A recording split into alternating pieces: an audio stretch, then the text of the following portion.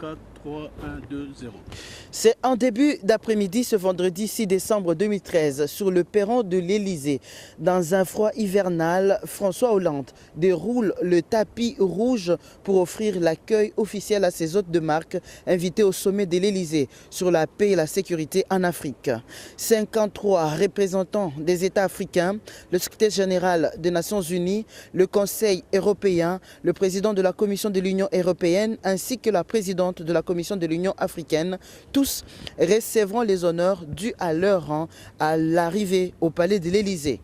Une journée froide et de deuil, la France laisse son drapeau en berne en mémoire de Madiba.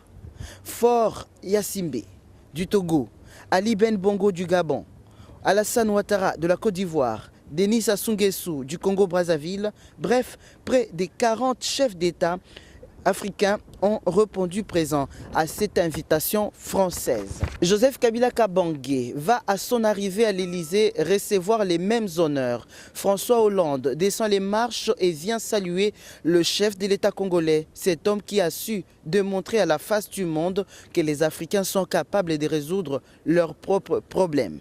Juste après la cérémonie d'accueil officielle, le président français va procéder à l'ouverture du sommet, avec dans le fond de la salle un large portrait de Nelson Mandela.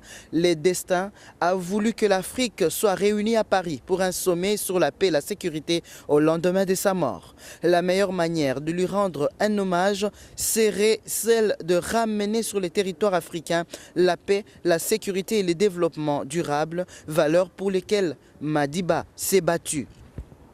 Nkosazana Zuma déclare au sommet de Paris qu'au nom de Ubuntu, la lutte doit se poursuivre pour chasser la guerre, la pauvreté, les inégalités sociales sur le sol africain. Après avoir rendu hommage à Madiba, François Hollande va déclarer que l'Afrique est un continent d'avenir.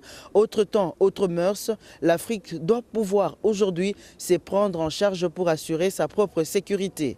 L'Europe et l'Afrique doivent se mettre ensemble pour conjurer le terrorisme, l'insécurité et le trafic sous toutes ses formes. Cela est possible et l'Afrique en est capable. François Hollande cite le cas de la République démocratique du Congo qui vient de mettre fin à une décennie de guerre dans sa partie Est.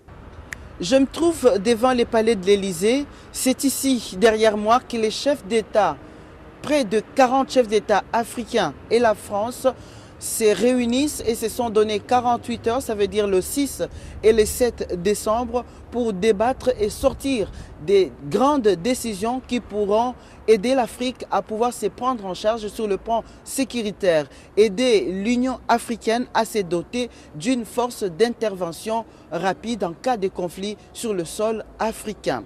Paris, Angèle Kanam Kisinda, RTNC.